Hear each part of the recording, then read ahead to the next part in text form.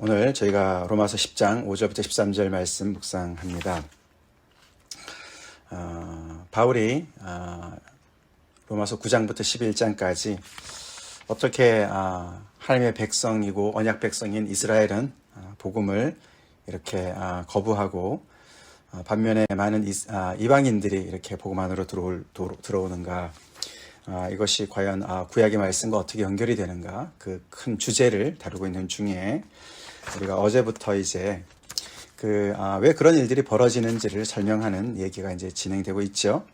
그래서 어저께도 두 가지를 대조를 했습니다. 그렇죠? 이 의를 따르지 아니하던 이방인들이 의를 얻었고, 또 의의 법을 따라간 이스라엘은 구원을 율법에 이르지 못했다. 그렇게 이제 이방인들과 또 이스라엘을 대조했습니다. 그 이유를 좀 더 밑에 10장에 와서 10장 3절에서 그들은 하나님의 의를 모르고 자기 의를 세우려고 힘써서 하나님의 의를 복종하지 아니하였다. 그러면서 또 한 번 대조를 했습니다. 그들이 추구했던 것은 하나님의 의가 아니고 자기의 의였다. 이스라엘 백성들이 추구하는 것은 그런 것이다. 그렇게 설명을 했습니다. 근데 오늘 이제 5절에서 또 한 번 대조가 또 한 번 나옵니다. 그렇죠? 5절 6절에서 율법으로 말미암는 의라는 표현과 밑에 6절에는 믿음으로 말미암는 의다. 이렇게 두 번 또 이렇게 두 개를 또 대조하고 있습니다. 그렇게 해서 이 9장 30절부터 10장 끝까지 이 바울은 이 믿음으로 말미암는 의와 율법으로 말미암는 의를 대조를 하면서 유대인들이 왜 이 복음을 이렇게 정말 거부하고 이 복음의 안에 들어와서 하나님의 정말 그 복을 누리지 못하는지 그것을 그렇게 설명을 하지요. 율법으로 말미암는 의를 행하는 사람은 그 의로 말미암아 살리라. 이 말씀은 레위기 18장 5절 말씀입니다. 모세를 통해서 하나님께서 주신 말씀이에요. 그렇죠? 이 말씀이 잘못된 것이 아니죠. 근데 어저께도 우리가 살펴봤지만 이스라엘 백성들이 그것을 잘못 받아들이고 잘못 해석을 했습니다. 율법으로 말미암는 의를 행하는 사람은 그 의로 살리라.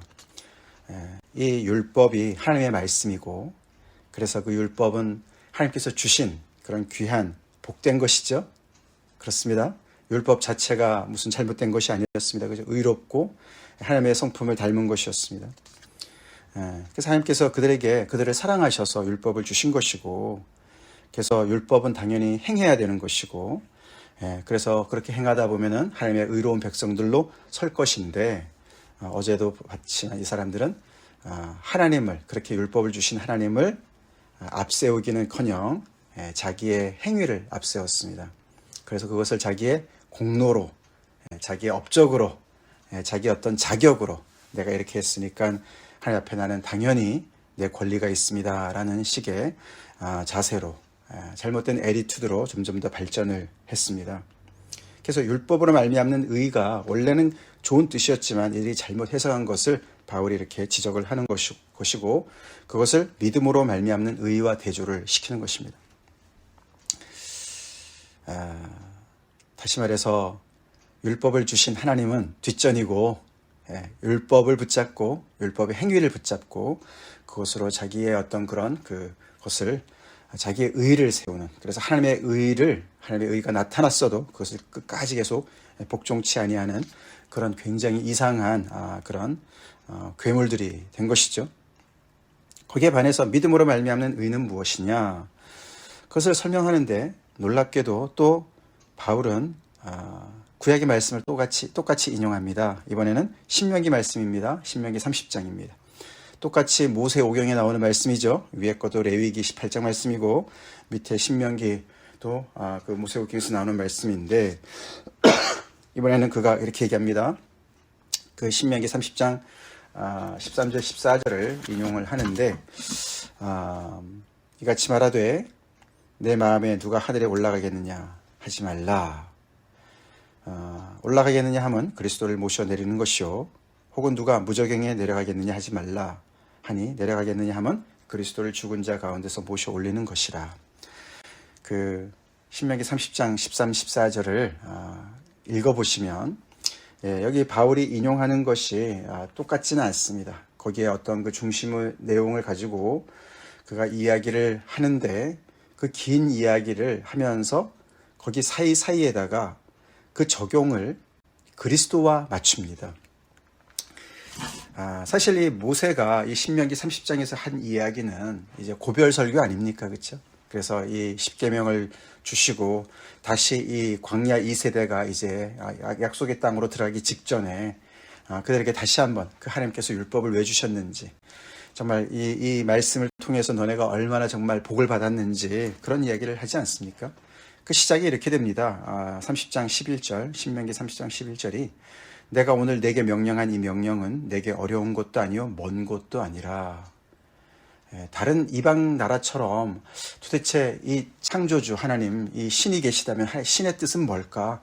그렇게 해서 그냥 더 넘어 정말 그 진리를 찾기 위해서 애쓰고 헤매고 그럴 필요가 전혀 없다. 너네 하나님께서 이렇게 알려주시지 않았느냐? 그러면서 얘기하는 거예요. 그렇죠? 그래서 하나님의 이 명령이 얼마나 너희들한테, 너네 코앞에 있고 또 너네에게 어려운 것도 아니야. 왜 어려운 게 아닙니까? 율법 자체는 어렵지만 왜 어렵지 않습니까? 그들은 하나님의 은혜를 경험했거든요. 아멘이시죠? 하나님의 은혜를 경험한 사람들이에요. 그래서 이 하나님의 사랑을 아는 사람들이기 때문에 너네는 어려운 게 아니야. 이렇게 얘기하면서 12절, 13절 제가 읽어드리겠습니다. 하늘에 있는 것이 아니니, 먼 것이 아니다. 하늘에 있는 것이 아니다. 내가 이르기를 누가 우리를 위하여 하늘에 올라가 그의 명령을 우리에게로 가지고 와서 우리에게 들려 행하게 하랴. 그렇게 할 필요가 없다. 하나님이 아무 말도 안 하시고 그냥 너네가 내 뜻을 찾아봐. 그랬다면 우리가 하늘로 올라가서 어떻게 찾아봐야 되겠지만 그게 아니지 않느냐. 하나님께서 영광 가운데 정말 오시고 우리한테 강림하시고 우리에게 말씀을 주시고 신의 산에서 우리의 말씀을 주시고 그렇게 하지 않았느냐. 13절 그것이 바다 밖에 있는 것이 아니니 내가 이르기를 누가 우리를 위하여 바다를 건너가서 그의 명령을 우리에게로 가지고 와서 우리에게 들려 행하게 하랴 할 것도 아니니라. 그렇죠? 너네가 이렇게 요란 떨 것이 하나도 없다. 하늘로 올라갈 필요도 없고 바다 건너서 저 멀리 이국 땅에 가가지고 그렇게 정말 진리를 찾는 그런 사람처럼 그렇게 해서 찾아갈 헤맬 필요 하나도 없다. 이유는 14절 오직 그 말씀이 내게 매우 가까워서 이렇게 가깝게 너에게 주셔서 내 입에 있으며 내 마음에 있은즉 내가 이를 행할 수 있느니라. 그 의도를 잘 아시겠죠, 그렇죠? 하나님께서 율법을 그렇게 이 백성들한테 알려주시고 그리고 은혜를 베풀어 주시고 구원을 베풀어 주시고 그래서 그들이 정말 그 말씀을 또 묵상하고 외우고 그래서 그 말씀이 너무 가깝게 입에 있고 그들의 입에 있고 그들의 마음에 있고 그렇게 가까이 있기 때문에 너네가 그것을 정말 먼 것도 아니고 그렇게 어려운 것도 아니기 때문에 너네가 꼭 지켜야 된다라고 이야기를 했어요. 그러면서 이 하나님의 복과 저주를 계속 대조하면서 이야기하지 않았습니까? 근데 그것을 이제 바울은 그리스도에게 어떻게 적용합니까? 내 마음에 누가 하늘에 올라가겠느냐 하지 말라. 그러면서 그 말은 왜 올라가겠느냐? 거기서 너네가 말씀을 하나님의 명령을 찾아오려고 그랬는데 그 말은 다시 말해서 너네가 그리스도를 찾아내려고 그 명령을 그리스도랑 대치를 합니다. 그렇죠? 그리스도를 모셔오려고 너네가 그렇게 하는 얘기인데 그렇게 할 필요가 없다. 왜요? 이미 그리스도께서는 오셨습니다. 아멘? 그렇죠. 율법의 그 말씀에 하나님의 말씀의 그 정말 핵심이시고 말씀 자체이신 그 그리스도께서 성육신 하셔서 이 땅에 오셨다는 걸 얘기하는 것이죠. 그러니까 너네가 그래 요란 떨 거 하나도 없어. 하늘에 올라가서 누군가가 올라가서 하나님의 그 명령을 다시 가져왔으면 얼마나 좋을까. 그렇게 할 필요가 하나도 없다. 또는 누가 무저갱에 내려가겠느냐 하지 말라. 여기서 바다 건너를 무저갱으로 바꿉니다. 그렇죠? 바다 밑을 아마 그렇게 생각하는 것 같습니다. 그렇게 내려가서 그리스도를 죽은 자 가운데서 모셔오라고. 그래서 우리가 정말 이 하나님의 메시아를 우리가 정말 만나게 해주고 그렇게 정말 우리가 하나님 앞에 나갈 수 있도록 명령 앞에 나갈 수 있도록 그렇게 할 필요가 전혀 없다. 이미 그리스도는 죽은 자 가운데서 부활하셨다. 무엇을 말하는 겁니까? 너네가 그렇게 하나님의 말씀을 정말 제대로 잘 지키고 구원받기 위해서 의롭게 되기 위해서 너네가 이렇게 정말 이런 엄청난 노력을 할 필요가 하나도 없이 이미 하나님께서 다 하셨다. 너희를 위해서 하셨다. 그 얘기를 하고 있죠. 그리고 그렇게 이미 하나님께서 하신 것을 믿는 게 바로 믿음으로 말미암는 의야라고 이야기를 합니다. 어저께도 봤지만 우리가 정말 그래서 이 말씀을 통해서 분명히 우리가 알아야 될 것은 우리가 이 전체적인 큰 문맥 속에서 9장 29절까지 바울은 하나님의 절대 주권을 강조했어요. 그렇죠? 그래서 이스라엘이라고 다 이스라엘이 아니다. 그 얘기를 하셨고 이스마엘 대신에 이삭을, 에서 대신에 야곱을 선택하셨고, 또 바로는 하나님의 어떤 그런 하나님의 그런 진노를 드러내는 어떤 그런 정말 도구로 사용하셨고, 토기장이가 정말 진흙을 가지고 천한 그릇과 귀한 그릇을 만들 수 있고, 이렇게 하나님의 절대 주권을 강조한 내용들이 가득 찼었습니다. 근데 이제 어저께부터 이제 그러면은 인간적인 측면에서, 우리 쪽의 측면에서 우리의 어떤 그 해야 될 일들, 우리의 책임들, 우리의 반응들, 우리의 결정들, 우리가 믿어야 되는 것들, 그런 얘기들을 하고 있는 중에 있지 않습니까? 그래서 우리가 무엇을 할 수 있느냐, 하나님의 절대 주권이 이렇게 있는데 우리가 무엇을 할 수 있느냐, 여전히 해야 되는 것이 있다. 해야 되는 것이 있어요. 그렇죠? 그게 뭡니까? 그게 뭐냐를 강조하고 있는데, 가르쳐주고 있는데, 그게 바로 뭐냐? 노력이 아니라는 거예요. 우리가 해야 될 것은 우리가 애써서 노력해야 되는 것이 아닙니다. 아멘? 노력이 아니에요. 이스라엘 백성들을 보면 알 수 있어요. 그들이 노력해서 하나님의 백성이 됐습니까? 노력해서 그들이 출애굽을 할 수 있었습니까? 노력해서 율법을 받았습니까? 노력해서 하나님의 은혜 안에 들어갔습니까? 아니에요. 그렇죠? 그들은 뭘 했습니까? 그들이 해야 되는 책임은 뭐였습니까? 그런 그들 앞에 당도한 하나님의 은혜를 인정하고 받아들이는 것이었습니다. 그게 그들이 할 수 있는 전부였어요. 그게 전부였어요. 그게 핵심이죠. 하나님께서 이들에게, 구약의 이 이스라엘 백성들한테 행하신 것은 그들을 출애굽시키시고 그들에게 율법을 주셨습니다. 그 하나님이 행하신 일이에요. 근데 하나님께서 행하신 이 인간의 구원을 위해서 행하신 일의 가장 클라이막스는 뭡니까? 그리스도를 보내신 겁니다. 그리스도를 보내신 거예요. 말씀이신 그분을 육신을 입게 하시고 육신의 모양으로 이 땅에 보내셨어요. 그래서 십자가에 죽게 하시고 그를 부활시키심으로 말미암아 그것을 통해서 하나님께서 십자가에서 모든 하나님의 은혜뿐만 아니라 하나님의 공의를 드러내셨습니다. 3장에서. 그래서 하나님의 의로우심을 드러내셨어요. 그것을 인정하고 받아들이는 게 우리의 감당해야 될 책임입니다.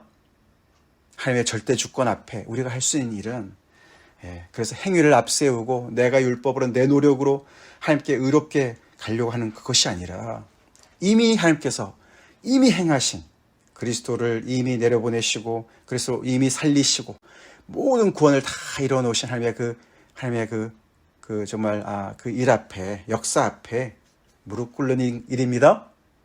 그게 우리가 할 반응이에요. 그것이 바로 믿음이에요. 그것이 바로 믿음이에요. 그래서 8절에 그러면 무엇을 말하느냐? 말씀이 내게 가까워. 아까도 그거죠. 14절, 신명기 30장 14절 말씀이 바로 그거죠. 오직 그 말씀이 내게 매우 가까워서. 근데 여기서 또다시 한번 바울은 이 말씀을 뭐에 견줍니까? 이 말씀이 내게 가까워서 내 입에 있으며 내 마음에 있다 하였으니 곧 우리가 전파하는 믿음의 말씀이라.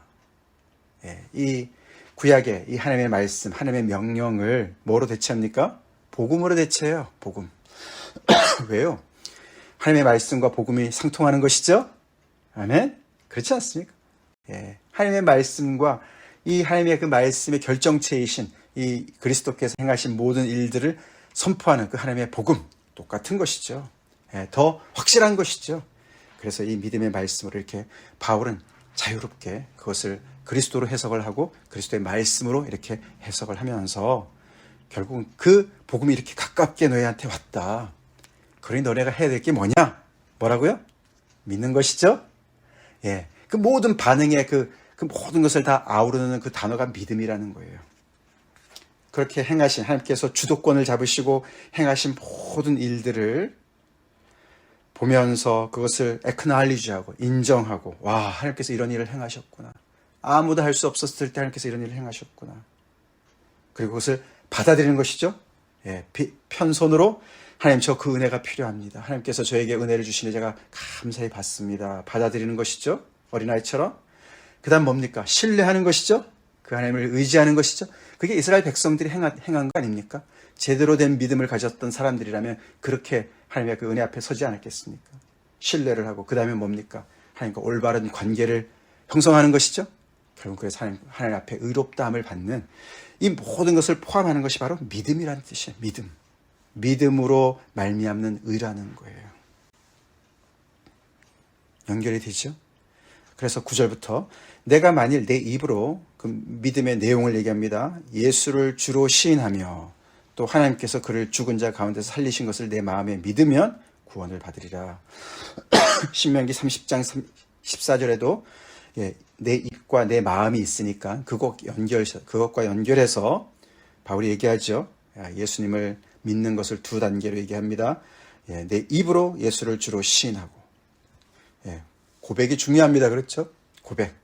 내 마음도 중요합니다. 그렇죠? 하나님께서 그를 죽은 자 가운데서 살리신 것을 내 마음에 믿고, 마음에는 아무것도 없는데 그냥 입으로만 그냥 앵무새처럼 얘기해서 됩니까? 안 되죠? 근데 마음에 아무리 정말 좋은 게 있다 하더라도 고백하지 않으면 또 안 되죠? 신앙은 두 개가 다 있어야 됩니다. 마음의 중심에서도 있어야 되고 그것이 바깥으로 표현도 돼야 되는 것이죠. 우리 그렇지 않습니까? 우리의 사랑도 그렇지 않습니까? 그렇죠? 부부간의 사랑도 마음속에 좋은 것만 있으면 뭐랍니까? 표현을 해야죠. 그렇죠? 근데 표현만 하고 아무것도 없으면 또 그것도 외식이죠. 가식이죠. 똑같이 얘기를 합니다. 그래서 하나님께서 이렇게 행하신 모든 일들을 결국은 그 그리스도가 예수지 않습니까? 그렇죠? 그래서 예수를 주로 왕으로 고백하고, 이 로마서 쓸 당시까지는 아니지만 점점 더 나중에는 정말 예수를 주로 고백하는 자들이 시저가 주라고 얘기하는 그 로마 세계에서 많은 핍박을 받지 않습니까? 거기에 반해서 아니다. 진정한 왕은 예수시다라고 고백하는 것입니다. 굉장한 고백이죠. 그 고백 때문에 수많은 사람들이 목숨을 잃었습니다. 목에 칼이 들어와도 예수는 주다. 만왕의 왕이시다. 고백하는 것이죠. 마음으로는 하나님께서 그를 죽은 자 가운데서 살리신 것을 믿으면 뭘 받는다고요? 구원을 받는다. 할렐루야. 구원을 받는다. 구원이 그래서 이렇게 지금까지 쭉 설명한 그 구원이 어마어마하지 않습니까? 그렇죠? 모든 걸 다 포함합니다. 여기서는 적극적으로 뭡니까? 내가 어떻게 반응하느냐가 구원을 결정하는 것처럼 얘기하지 않습니까? 그것도 맞습니다. 그렇죠? 맞아요. 우리 지난주도 봤지만 내가 하기에 달려있다. 마치 그렇게 얘기하는 것 같지 않습니까? 내가 만일 내 입으로 예수를 주로 시인하며 또 하나님께서 그를 죽은 자 가운데 살리신 것을 내 마음에 믿으면 구원을 받을 것이야. 자, 사람이 마음으로 믿어 의에 이르고 입으로 시인하여 구원에 이르느니라. 다시 한번 마음, 입을 다 얘기하면서 의에 이르고 구원에 이르는 같은 얘기를 더 이렇게 반복합니다. 그러면서 이 축복이 누구에게 열려있느냐를 설명하는데 어마어마하지 않습니까? 11절, 12, 13절에 성경에 이르되 누구든지 그를 믿는 자는 부끄러움을 당하지 아니하리라 하니, 자, 이 말씀은 어저께 우리가 봤던 이사야서 28장 16절 말씀이에요. 하나님께서 시험하는 돌, 그 보배로운 돌을 시온에 두셨다 그랬어요. 그렇죠? 그래서 너네가 아무리 지금 국제 정세가 정말 힘들고 어렵고 그래도 그를 믿으면은 너네가 다급해지지 않을 것이다. 부끄러움을 당치 않을 것이다. 그렇게 얘기했습니다. 여기 누구든지 그렇게 얘기했습니다. 그 당시에 누구든지는 정말 그 남유다를 얘기했지만 여기서 또 다시 확대가 됩니다. 확장이 됩니다. 12절에서 그 누구든지 안에 누가 들어갑니까? 유대인뿐만 아니라 이방인들이 들어가죠. 모두가 들어갑니다. 헬라인이 들어갑니다. 그래서 이 하나님께서 이렇게 가까이 갖다 주신 이 복음 앞에 누구든지 그를 믿게 되면 부끄러움을 당치 않는다. 다시 말해서 구원을 얻는다. 그런 뜻입니다. 그런 뜻입니다. 왜냐하면 차별이 없기 때문에. 주님도 한 분이시고 그래서 그분은 모든 사람의 유대인이든 이방인이든 모든 인류의 주가 되셔서 그를 부르는 모든 사람에게 부여하시도다. 할렐루야. 그래서 그 하나님의 그 은혜를, 하나님의 그 정말 그 주도권을 잡으시고 행하신, 그리스도를 통해서 행하신 모든 그 복음의 내용을 그대로 다 믿고 그를 부르는 모든 사람은 그 사람에게는 부여하시도다. 그에게 그 놀라운 부요함을, 하나님의 그 부요하심을 부어주신다. 그러면서 13절에 이게 그를 부르는 그 단어 때문에 요엘서 말씀을 또 인용합니다. 13절이 요엘서 2장 32절 말씀인데 누구든지 주의 이름을 부른 자는 구원을 받으리라. 할렐루야. 정말 얼마나 복된 말씀입니까? 여기 또 누구든지예요. 누구든지. 그렇죠? 자, 누구든지 주의 이름을 부르는 자는 구원을 받으리라. 그래서 누구든지 주의 이름을 부르면 구원을 받습니다. 나는 예정을 받았을까? 나는 혹시 진노의 그릇 아닌가? 이런 걱정할 거 없어요. 그렇죠? 예, 이 말씀을 보면 전적으로 내가 어떻게 반응하느냐. 내가 복음을 들었을 때 정말 이것이 나를 향한 하나님의 말씀이구나. 그럼 하나님께서 우리를 택하신 것입니다. 우리를 부르신 것입니다. 내가 그것을 선택하는 겁니까? 예, 내가 잘나서 내가 마음에 똑똑해서 마음도 그렇고 착하고 똑똑해서 내가 복음을 내가 믿었습니까? 내가 결정했습니까? 아니죠. 하나님께서 다 행하신 것을 받아들이는 것, 그거밖에 한 거 없어요. 그렇죠? 그게 무슨 공로가 됩니까? 그래서 이 누구든지 주의 이름을, 요엘서 말씀에서 이 주는 누굽니까? 당연히 야훼 하나님이에요. 근데 바울은 여기서 또 그 주의 이름을 누구의 이름으로 바꿉니까? 예수의 이름으로 바꿔요. 어마어마한 얘기입니다. 예수의 이름을, 예수를 주로 신할 뿐만 아니라 예수를, 주의 이름을 부른, 예수의 이름을 부르는 자는 구원을 받을 것이다. 놀라운 하나님의 말씀입니다. 그래서 우리는 복음을 열심히 전파해야 됩니다.